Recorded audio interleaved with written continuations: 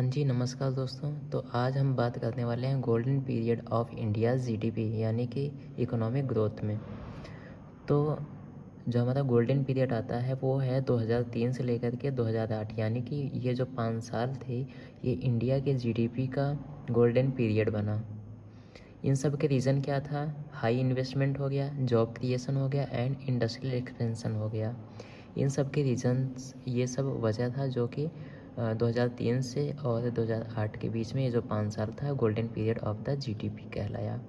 और इनका average growth देखा जाए तो 9% पर ईयर। और इन सब के मेन रीज़न क्या था? तो वही हमने बताया, इकोनॉमिक रिफॉर्म्स में, जैसे कि लिबरलाइजेशन हो गया, प्राइवेटाइजेशन हो गया है, ग्लोबलाइजेशन हो गया। आईटी एंड सर्विस सेक्टर की बात करें तो इसमें रैपिड ग्रोथ हो गया, टेलीकॉम हो गया, फाइनेंशियल सर्विस। उसके बाद हाई इन्वेस्टमेंट हो गया, जैसे कि डोमेस्टिक एंड फॉरेन इन्वेस्टमेंट हो गया।